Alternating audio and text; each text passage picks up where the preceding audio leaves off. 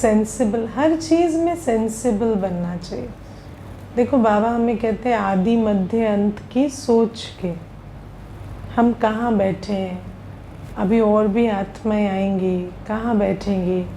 अगर हम आके साइड में बैठ जाएंगे तो वो अंदर कैसे जाएंगे, है ना। तो जो पहले आएंगे उनको उधर बैठना पड़ेगा साइड में, फिर उसके बाद आगे आगे, है ना। अगर हम थोड़ा भी सोच समझ के बैठने उठने में सोच समझ नहीं रखेंगे, उस कारण से सबका योग डिस्टर्ब होता है ना? तो हर चीज़ में सेंसिबिलिटी चाहिए। सेंसिबल क्या होता है, हर कर्म में दुआएं कमा लो, हर कर्म में स्थान, परिस्थिति, समय, है ना, सामने वाली आत्मा का संस्कार, कौन सा समय किस कर्म का है, ये सारी बातें जो सोच समझ कर कर्म करता है ना। सेंसिबल माना क्या, doing the right thing at the right time, right place, है ना। स्थान कौन सा है, परिस्थिति कौन सी है, समय कौन सा है, यहाँ कौन सा कर्म करना चाहिए, है ना। तो वो सारी जो सेंसिबिलिटी है उससे हम पुण्य का खाता जमा करते हैं। बहुत छोटी छोटी बातें होती हैं जिसमें पुण्य का खाता, दुआओं का खाता जमा होता है। जैसे बाबा कहते हैं मधुबन गए, है ना, तो मधुबन घर में क्या करना है, हाँ, शांत रहना है ना। बाबा ने कहा कि तुम शांत रहो, योगी रहो। योग में रहेंगे तो उसका वातावरण पर भी प्रभाव पड़ेगा। आप योग कर रहे हैं लेकिन आप सोचो कि योग के स्थान पर योग कर रहे हैं तो वहाँ योगदान भी हो रहा है ना, दान भी हो गया, योग करते करते योगदान भी हो गया।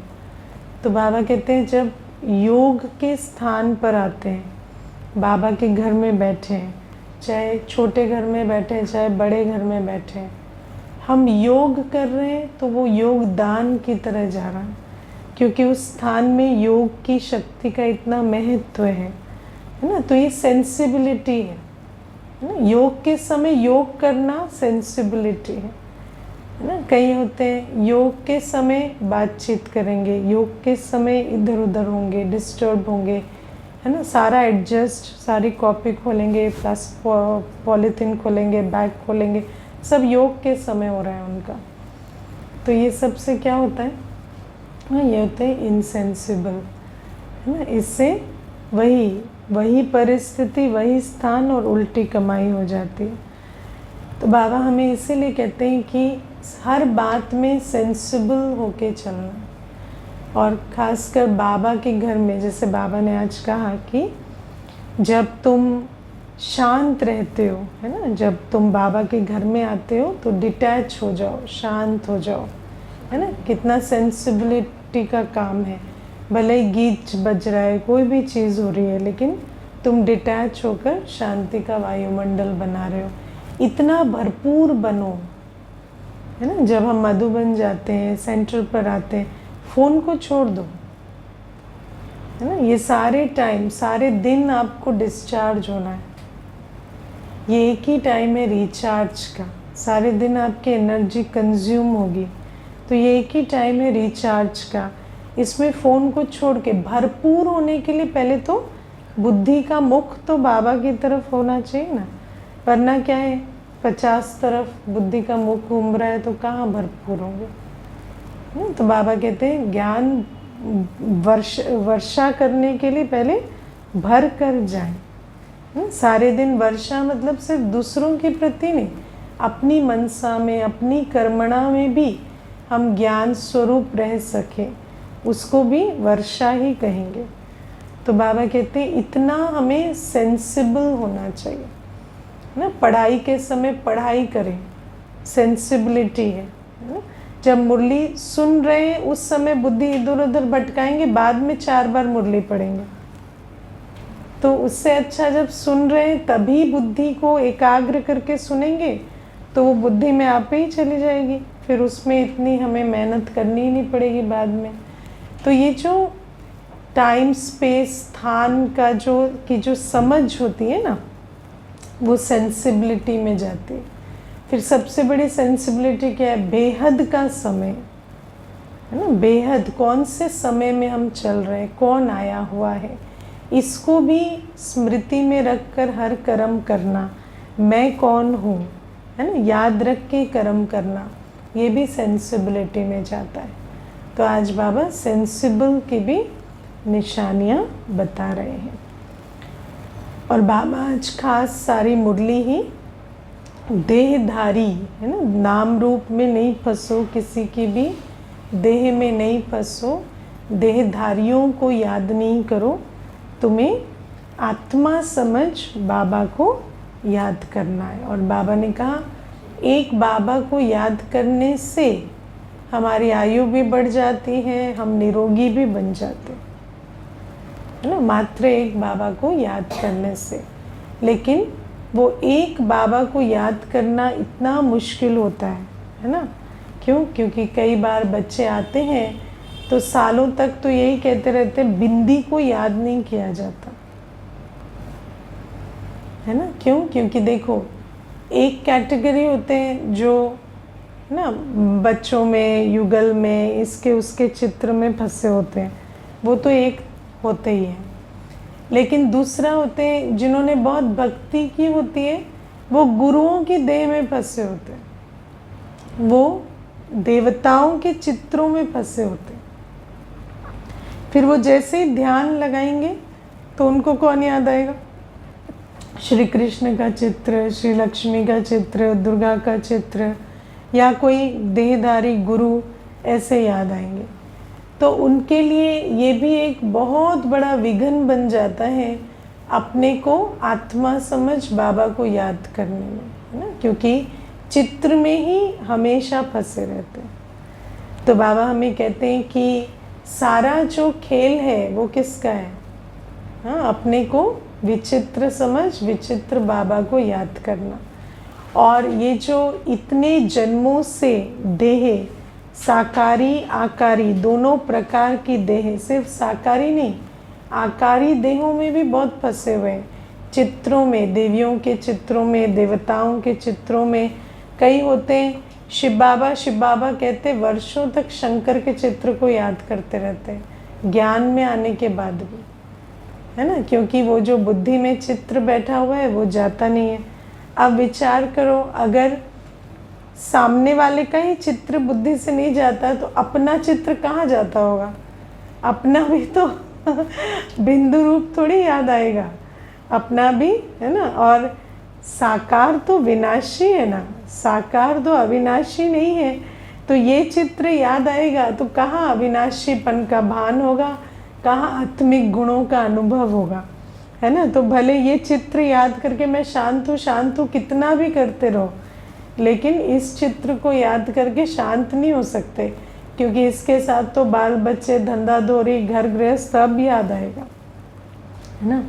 तो बाबा हमें आज बहुत इस बात को समझाते हैं कि ये जो 63 जन्मों से तुमने सिर्फ चित्रों को याद किया है, अपनी भी देह को और अन्यों की भी देहों को, और सिर्फ साकारी नहीं आकारी देहों को भी खूब याद किया है। तो अभी तुम्हें वो आदत छोड़नी है, उसके लिए बहुत मेहनत चाहिए, है ना, बहुत मेहनत चाहिए। बुद्धि से चित्र हट जाए उसके लिए बहुत मेहनत चाहिए। लेकिन क्या हम वो मेहनत करते हैं? हाँ, बच्चे क्या करते हैं? 5 मिनट 10 मिनट योग में बैठेंगे तो मैं आत्मा, फिर एक चित्र बनाने की कोशिश करेंगे ज्योति बिंदु का। उसके बाद फ़ोन उठाएंगे और फ़ोन में क्या देखेंगे? ज्योति बिंदु। हाँ, सब देह, सारा फ़ोन का धंधा ही देह का है। किसको देख रहे हैं सारे दिन? देह देख रहे हैं, है ना। हम जब दुनिया में चलते हैं ना तो प्रैक्टिस करेंगे, ये आत्मा है, ये आत्मा है। और फ़ोन में ये हीरोइन बहुत सुंदर है, हाँ, ये हीरो का तो बहुत अच्छा डील डॉल है ना। तो ये क्या है कि ये सारा चक्कर ही देहों का चल रहा है आजकल। ये जो मैं आजकल सोचती हूँ, जैसे बाबा कहते हैं ना माया, जैसे जैसे बाबा रुस्तम होता है, माया भी बहुत रुस्तम होती है। तो अगर आप पिछले 10-20 वर्षों में देखो, ये देहों का चक्कर बहुत ज़्यादा बढ़ गया।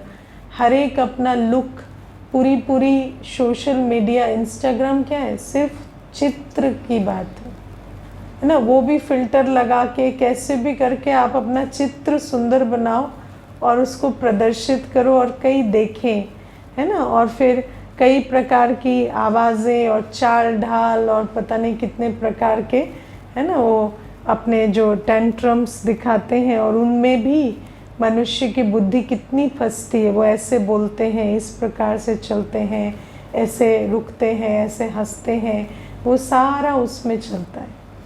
तो बाबा हमें कहते हैं कि ये जो चित्र और चित्रों की कलाकारी में आज सारी दुनिया, आज सारी माया ही इस चीज़ की है। माया भी बहुत प्रबल होके चलती है ना। तो अपनी देह तो छोड़ो, है ना, आसपास वालों की देह तो छोड़ो, आज तो सैकड़ों की देह देख रहे हैं, और वो भी छोटे छोटे, है ना, 20 सेकेंड 30 सेकेंड वीडियोज़ में कितनी देहें हम देखते हैं, और कितनी उन देहों की जो डिटेल्स हमारी बुद्धि में जाती हैं, आप विचार करके देखो, है ना। और फिर आज बाबा कहते फ़ोटो, है ना, तो फ़ोटो के आजकल तो, है ना, जूम पे भी बैठते हैं तो अपना वीडियो देखते रहते हैं, है ना, या कोई भी चीज़। आज पहले इतना कहाँ अपना वीडियो, अपनी फ़ोटो नहीं देखते थे।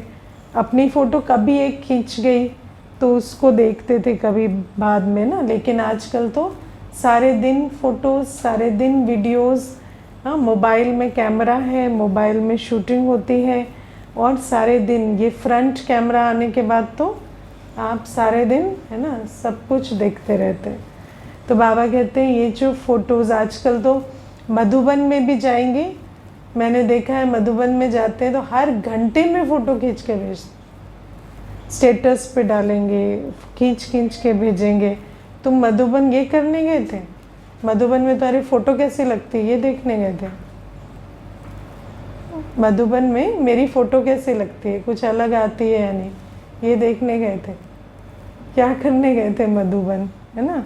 तो मधुबन में अपने चित्र को भूलने की जगह, है ना, अपना चित्र तो बार बार स्मृति दिलाते ही, अन्यों को भी उस चित्र में फंसाते रहते हैं, स्टेटस डालते हैं, ये करते हैं, वो करते हैं, है ना। कोई ऐसा होता है जो सिर्फ मधुबन की फ़ोटो डालता उन्हें, है ना। अब कहेंगे अब आज से ये डालना शुरू कर देंगे, नहीं, कोई ज़रूरत नहीं है, किसी फ़ोटो की कोई ज़रूरत नहीं है ना। तो बाबा कहते हैं ये जो सारे दिन, ये जो देह और देह के चित्रों का चक्कर है, ये बहुत, है ना, बहुत ज़्यादा हो गया है आजकल।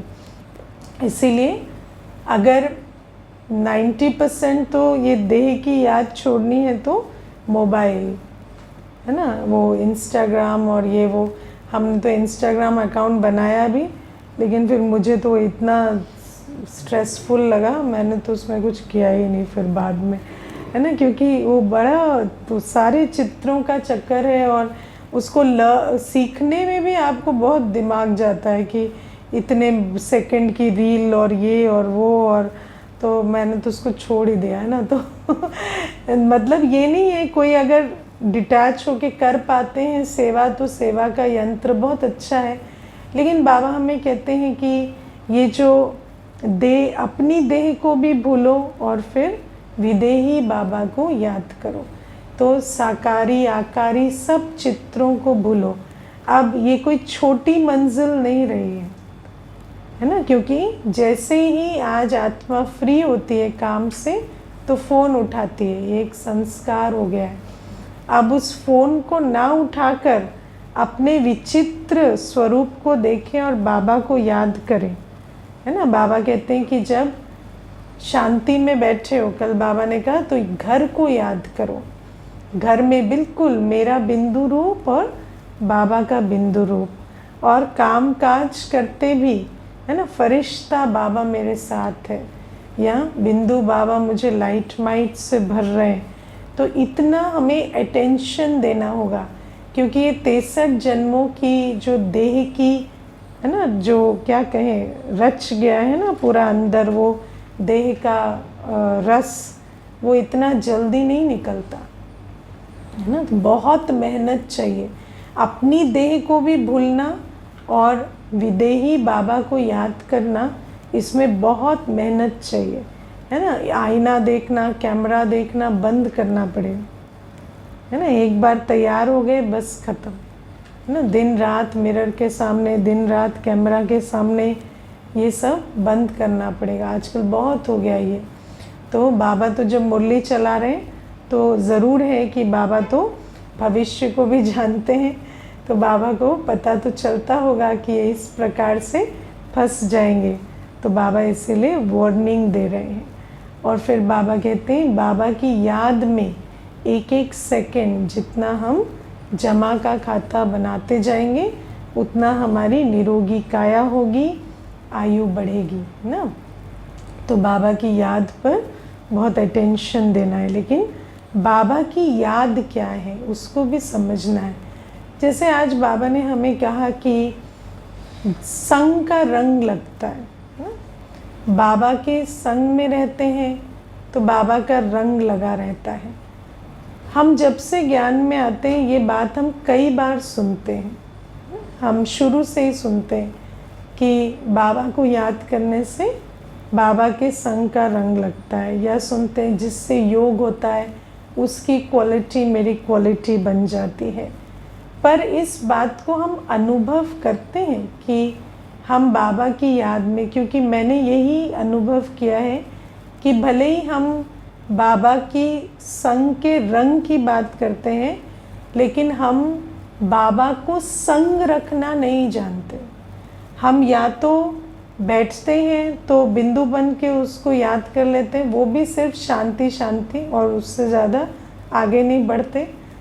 और या फिर चलते फिरते जब याद करते हैं तो उसमें कोई है ना ऐसे संग के रंग की बात नहीं होती, बस बाबा मेरे साथ चलो, बाबा मेरा काम करा दो, बाबा ये विघ्न दूर कर दो, है ना। तो मैंने तो यही देखा है कि जो भी अनुभव बच्चे सुनाते हैं तो यही कहते हैं कि मैं बाबा के साथ निकली तो ये विघ्न आया तो ये पार हो गया, या ये प्रॉब्लम आई तो वो ख़त्म हो गई।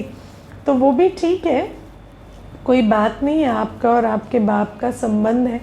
लेकिन ऐसे विघ्नों को, क्योंकि देखो ये तो विघ्नों की दुनिया है ना। अगर 5 विघ्न पार हो भी गए तो 50 आगे और है। विघ्नों की दुनिया में विघ्नों को तो क्रॉस करने का कोई पॉइंट नहीं है ना। जैसे मच्छरों की सीज़न में कितने मच्छर मर गए उससे कोई फ़र्क नहीं पड़ता, क्योंकि सीज़न ही मच्छरों की है तो इतने मच्छर होंगे। तो बाबा हमें कहते हैं कि ऐसे ही विघ्नों की दुनिया में ये विघ्न पार हो गया, वो विघ्न पार हो गया, उसकी हमें इतनी ये नहीं होना चाहिए कि ये बहुत बड़ी प्राप्ति है। विघ्नों की दुनिया में विघ्न पार होने का अर्थ क्या है कि मेरी स्थिति बनी, मैं शक्तिशाली बना, मैं अनुभवी बना, है ना। लेकिन अगर हम बाबा का साथ सिर्फ विघ्न पार करने के लिए ले रहे हैं, अपनी शक्ति बढ़ाने के लिए, अनुभव बढ़ाने के लिए नहीं ले रहे, तो फिर क्या है, वो कल जो और उसी साइज़ की भी बात आएगी तो हमें उतनी ही बड़ी लगेगी, क्योंकि फिर हम फरियाद ही करेंगे, कोई हमारे अंदर ताकत तो बनी नहीं। तो जब बाबा कहते हैं कि संग का रंग है ना, तो या याद से बाबा के गुण मेरे गुण बनते हैं, बाबा की शक्ति मेरी शक्ति बनती है। तो सबसे बड़ी बात है, जैसे हम किसी मनुष्य को जानते हैं, जैसे आप अपने लौकिक माता पिता को जानते हैं, उतना हम बाबा को जानते हैं। यह अभी भी बड़ा थियोरेटिकल है कि बिंदु है, गुणों का सागर है, शक्तियों का सागर है, या बाबा कौन है, कैसा है। मेरे अंदर स्मृति है, ज्ञान है वो ठीक है, स्मृति है। स्मृति कैसे बनती है? अनुभव से बनती है ना। स्मृति के लिए अनुभव चाहिए। अगर हम किसी के साथ कभी रहे नहीं, उठे बैठे नहीं, समय नहीं बिताया, तो स्मृति नहीं। और स्मृति के बिना रंग कैसे लगेगा, है ना। मैं आपको बहुत छोटे छोटे एग्जाम्पल देती हूँ कैसे संग का रंग लगता है, बुद्धि के संग का रंग।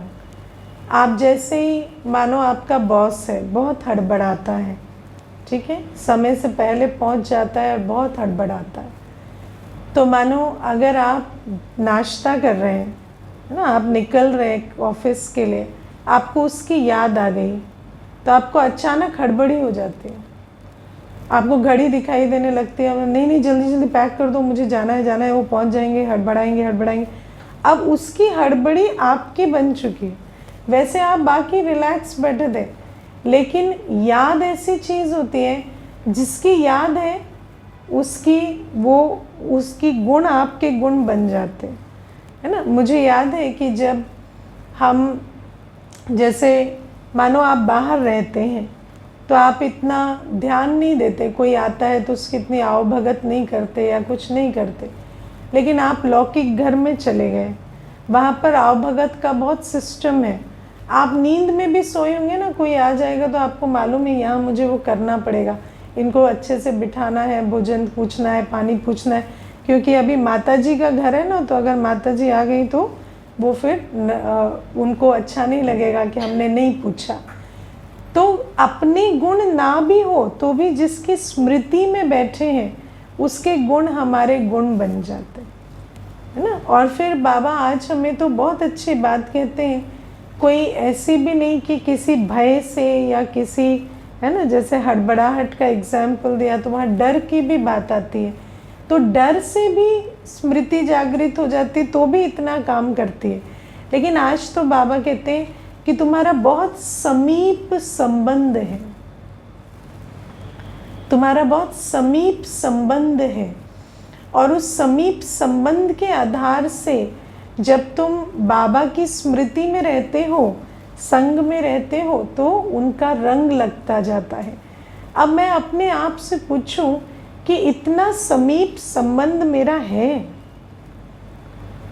ना, इतना समीप, इतना पर्सनल संबंध मेरा है ना। क्योंकि देखो कई बार तो ऐसा होता है कि हमारे जीवन में भी, है ना, बाबा जो भी हमें बाबा ने अनुभव कराए या मदद की, तो हमें इतना अनुभव ही नहीं होता कि हम शक्तिशाली बने, या क्योंकि बहुत ग्रेजुअली होता जाता है ना, तो उन अनुभवों को हम काउंट नहीं करते।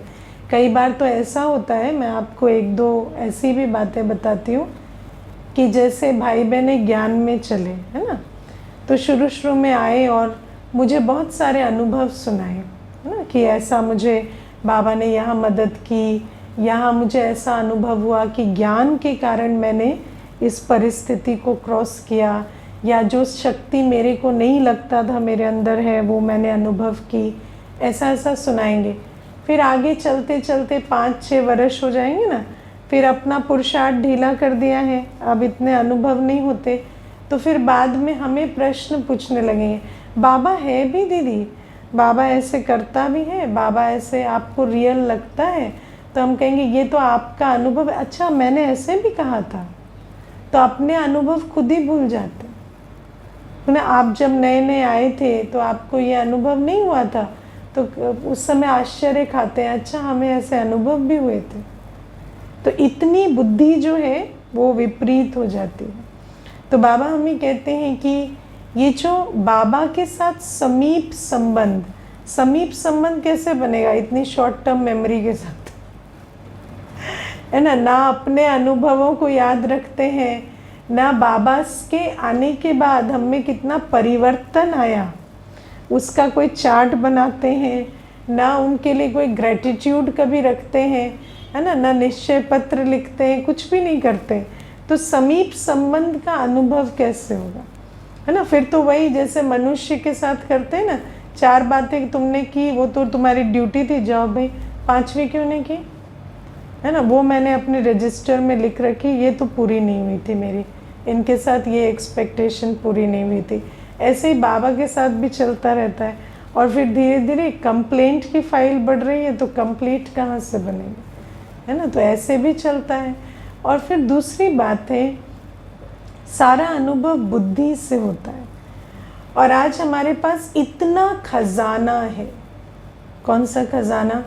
इतने हमारे जो दादियों ने, दीदियों ने, बड़े भाइयों ने अनुभव किए बाबा के साथ, उन अनुभवों को हम सुने, पढ़ें, है ना। उन बातों को हम, किताबों की किताबें लिखी गई हैं अनुभवों पर, उन अनुभवों को हम बार बार उगारें। और जब आप उन अनुभवों को याद करेंगे ना, सुनेंगे, पढ़ेंगे और याद करेंगे, तो आपको भी अनुभव होगा कि आपने भी बाबा के साथ वो पाठ बजाया।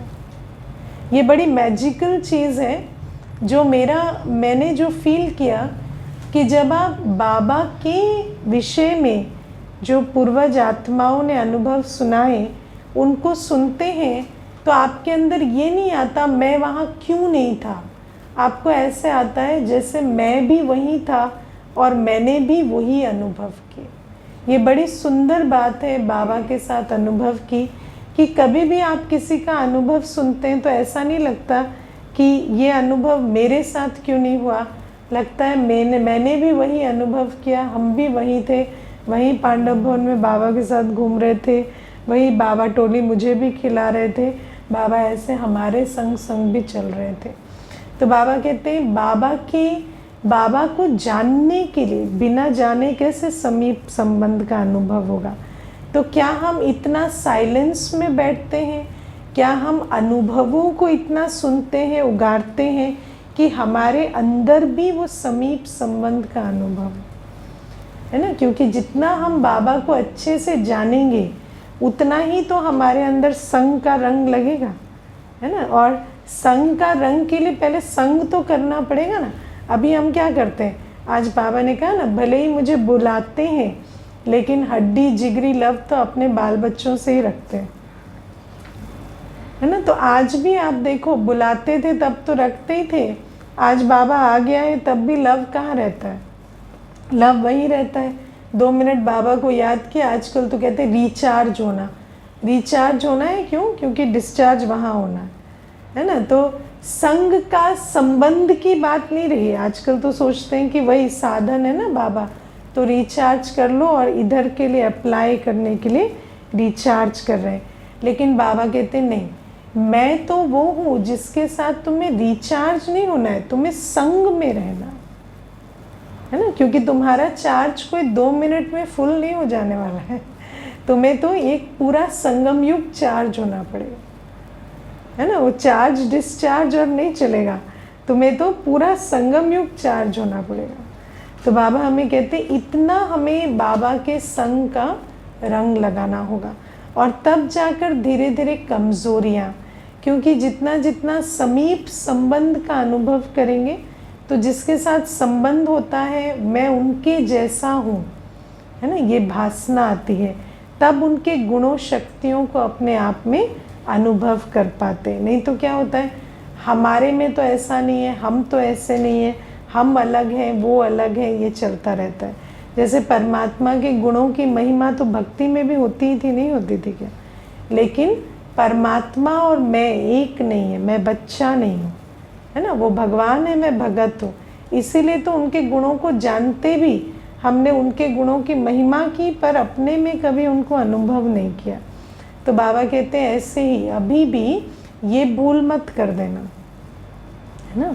तो बाबा के साथ मेरा संबंध, मैं बच्चा हूँ, मैं वारिस हूँ, है ना, मैं बाबा का, है ना, माँ रूप में भी बच्चा हूँ, पिता रूप में भी बच्चा हूँ, मैं स्टूडेंट हूँ, सतगुरु बनकर बाबा मेरे लिए आए हैं। इतना समीप अनुभव करेंगे तो बाबा के संग का रंग लगता जाएगा और फिर कमज़ोरियाँ नहीं आएंगी। मुझे कभी कभी ऐसा आता है, बाबा हमें इतने सुंदर सुंदर वरदान देते हैं, लेकिन उन वरदानों को फलीभूत हम करेंगे तब तो हमें उसकी शक्ति मिलेगी।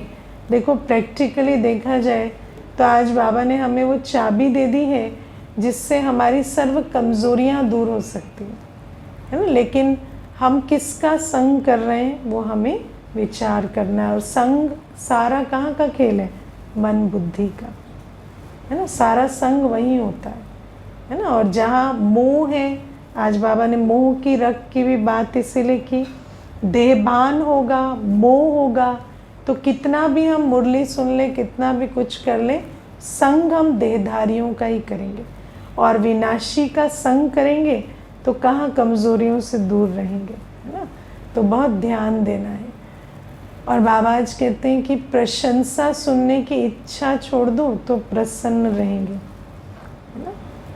मुझे एक बार एक भाई ने बहुत अच्छी बात बताई। मैंने उसको कहा आपको, उसने कहा मुझे बहुत स्ट्रेस होता है।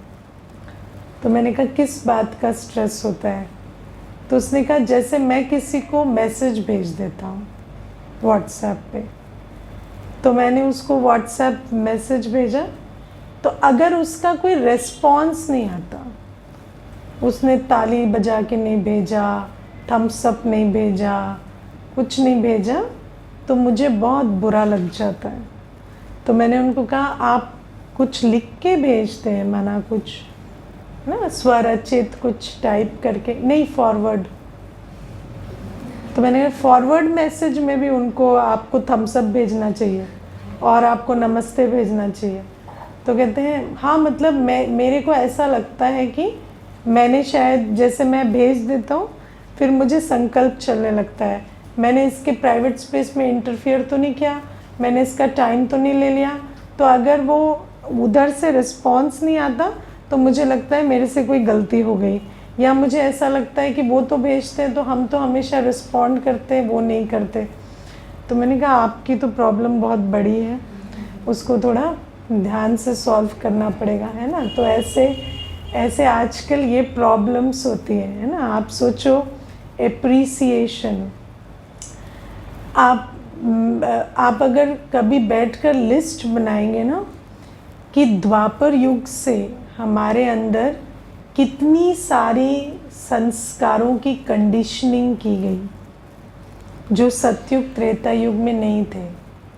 सतयुग त्रेता युग में एप्रिसिएशन होता होगा, ऐसे बैठ के महिमा करते होंगे या हाँ आवश्यकता पड़ती होगी उसकी, है ना। राजा बैठता होगा, अभी मेरी शान में 2 पंक्तियाँ बोली जाएंगी, या उसके ऐसे मोहताज होते होंगे। हाँ, बाबा कहते हैं ये सब द्वापर युग से आया। और मैं आपको ये भी बताऊं, ये जो बाबा आज प्रशंसा कहते हैं, देखो भगवान है तो बड़ी साधारण रीति बड़े बड़े सत्य बता देते हैं, लेकिन अगर आज आप दुनिया में देखो तो लोग कहते हैं कि प्रशंसित होना एक आवश्यकता है, नीड फॉर एप्रिसिएशन, और आप प्रशंसा करो ये आपकी ड्यूटी है in a relationship. This is what psychology says. और अगर आप मुझे वो एग्जैक्टली याद नहीं, पर वो 3-4 हैप्पी हार्मोन है ना, सेरोटोनिन, ऑक्सीटोसिन और वो डोपामाइन, और इनमें से एक हार्मोन को तो एप्रिसिएशन से कनेक्ट किया जाता है। It is connected with appreciation, कि ये जब आपका काम अप्रिशिएट किया जाता है, आपको वो मिलता है बूस्ट, तो आपको वो हार्मोन रिलीज़ होता है।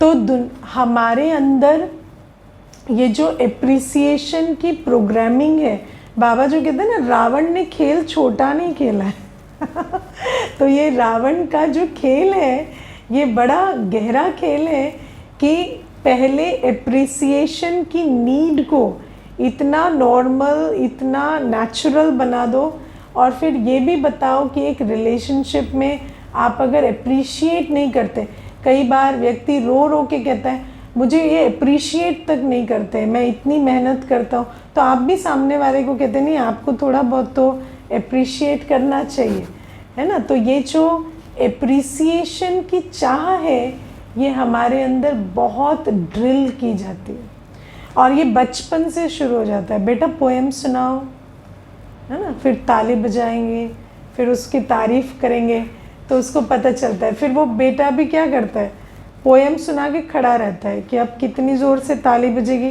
पिछली बार ज़्यादा बजी थी या इस बार ज़्यादा बजी, या सब खुश हुए या नहीं हुए, या कोई उबासी ले रहा था, है ना। तो ये सारी जो प्रोग्रामिंग है ये हमारे अंदर कर दी जाती है।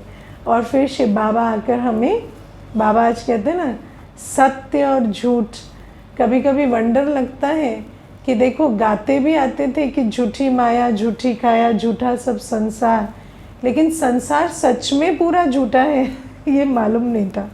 तो बाबा कहते हैं कि मैं तुम्हें आज बताता हूँ कि आत्मा अपना predestined, prerecorded, prefixed role play करती है, उसमें उसको एप्रिसिएशन की क्या बात है।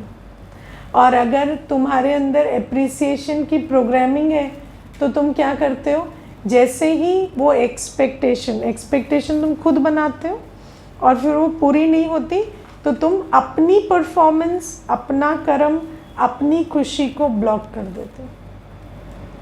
और धीरे धीरे if you don't use it you lose it. तो हम क्या करते हैं, एप्रिसिएशन मिलेगी तभी खुशी। इतना काम किया, इतना सब कुछ है, उसमें खुशी नहीं है, लेकिन वो तारीफ करेंगे तब जाके खुशी होगी, है ना। तो कर्म से जो सुख मिलना था, सोचो आप कोई भी कर्म बाबा की याद में करते हैं तो श्रेष्ठ कर्म सुख देने वाला कर्म होता है। आप भोजन बाबा की याद में बनाते हैं तो आपका पेट बनाते बनाते भर जाता है, खाने की भी ज़रूरत नहीं पड़ती।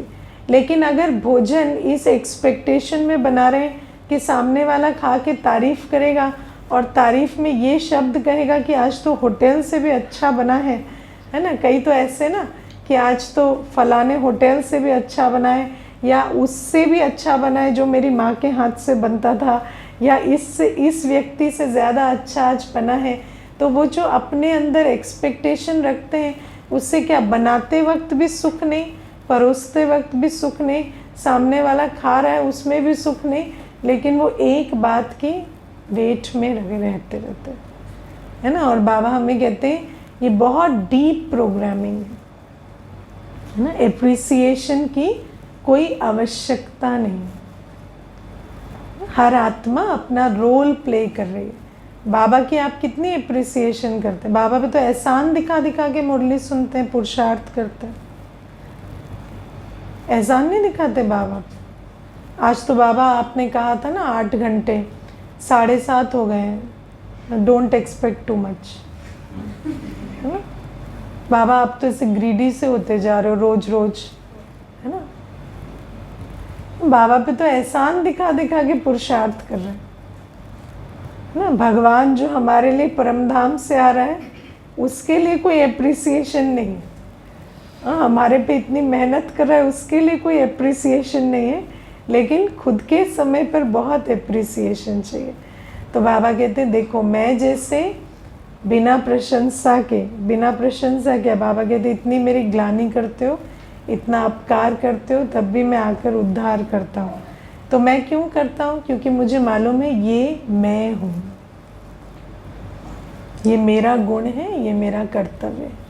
तो क्या तुम्हें ज्ञान नहीं मिला क्या, तुम भी तो ज्ञान सागर के बच्चे बन गए ना। तो अभी तुम किसके इंतज़ार में कर रहे हो, किसके लिए कर रहे हो, है ना। तो प्रशंसा की चाह बहुत है यहाँ, प्रशंसा की चाह वाले सब छोड़ दो, ठीक है ना। नहीं तो व्हाट्सएप वाले की प्रॉब्लम जितनी बड़ी प्रॉब्लम हो जाएगी धीरे धीरे, है ना। तो ऐसे प्रशंसा की चाह नहीं रखनी। मैं ऐसे बहुत से संस्कार है, आज आप लिस्ट बनाएंगे तो काम क्रोध लोभ मोह अहंकार तो है ही, वो तो विकार है ही, लेकिन ऐसे बहुत उसके ट्री है, उसके ब्रांचेस बहुत है। जैसे ये प्रशंसा है, कंपैरिजन है ना। कल मुझे एक बहन कह रही थी कि मुझे कंपैरिजन, मेरी ननद के साथ मेरा बहुत कंपैरिजन अंदर चलता है, बहुत अंदर की, मैं तो उससे भी अच्छा करती हूँ, उससे भी पढ़ी लिखी हूँ, उससे ज़्यादा मेरे पास गुण है, लेकिन उसको तारीफ़ मिलती, मुझे नहीं मिलती, उसको सर पे चढ़ा के रखते, मुझे नहीं रखते। तो ऐसे मुझे बता रही थी, तो मैंने उसको कहा कि कंपैरिजन तो एक संस्कार होता है ना। तो उस संस्कार को फिर मैंने उसको कहा देखो हम छोटे होते हैं ना, तो हमें कोई किसी से कंपेयर करता है, हमें अच्छा नहीं लगता। आपको कह दिया जाता है आप वो छोटे भाई जैसे नहीं हो या वो बड़ी बहन जैसे नहीं हो, तो आपको अच्छा नहीं लगता, आप अंदर बहुत उस समय रूठते हैं।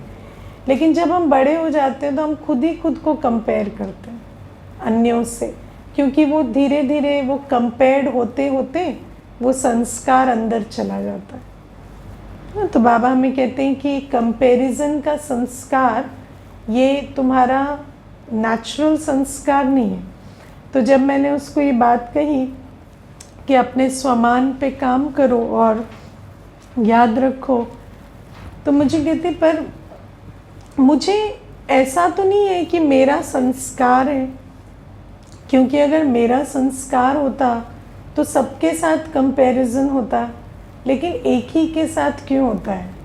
तो मैं आपको आज ये संस्कार का भी भेद बताती हूँ। संस्कार एक या दो के साथ ही प्रदर्शित होता है। माया हमें इस प्रकार से भी भ्रमित करती, it is always someone, it is not everyone. क्योंकि आपके संस्कार की पूर्ति वहाँ हो रही है ना, तो जब वहाँ हो रही है तो आपका पेट भरा हुआ है, तो उस आधार से आप दूसरे के साथ अच्छा चल रहे हैं। लेकिन अगर वो नहीं होगा तो कोई और होगा, वो नहीं होगा तो फिर कोई और होगा। तो हमेशा एक या दो होंगे, लेकिन उनके से आपका संस्कार, जैसे आपको अगर क्रिटिसाइज करने का संस्कार है, आप एक अपना विक्टिम ढूंढ के हमेशा रखोगे, उसको आप सारे दिन क्रिटिसाइज करोगे और अन्यों को बोलोगे मेरी आदत थोड़ी है, मैं आपको कभी क्रिटिसाइज करती हूँ, आदत होती तो आपको भी करती ना, लेकिन आदत है। लेकिन उस आदत की पूर्ति एक जगह से बहुत अच्छे से हो रही है तो आप अगली जगह नहीं कर रहे। कल वो चला जाएगा ना तो आप दूसरे को ढूंढ लेंगे, क्योंकि वो आपका संस्कार है। क्रोध भी ऐसा ही होता है ना। व्यक्ति क्या करता है, घर में एक जने के ऊपर बहुत क्रोध दिखाता है, दो को प्यार करता है। बच्चे कहते हैं पिताजी बहुत अच्छे हैं, माँ कहती है मैं सारे जीवन विक्टिम रही, पिताजी ने कभी हाथ नहीं उठाया, कभी डांटा नहीं। ऐसे भी होता है घरों में। और घर में वायलेंस भी था, मारपीट भी थी, सब कुछ था, तो उसके प्रति है, इनके प्रति नहीं है। तो व्यक्ति कहता है मेरा संस्कार होता तो हर जगह होता। ज़रूरी नहीं है। आपका संस्कार एक जगह से आप पूर्ति करते रहते हैं और दूसरी जगह आप डिसेंट बने रहते हैं, लेकिन जब वहाँ आपका सप्लाई बंद होता है तो आप दूसरी जगह मुड़ जाते। काम विकार भी तो ऐसा ही है ना। सबके प्रति दृष्टि खराब थोड़ी होती है, होती भी है, आजकल तो अति हो गई है, लेकिन जनरली नहीं होती है ना। तो बाबा हमें ये बातें समझाते हैं कि ये जो संस्कार हैं जो द्वापर युग से हमारे अंदर आए, इनको पहचानो, ये हमारे मूल संस्कार नहीं है।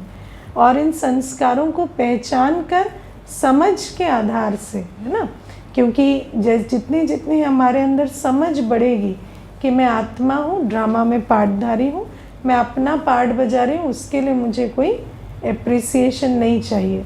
तो जितना आप इसको अंदर बिठाएंगे उतना आपका वो संस्कार उघड़ता जाएगा।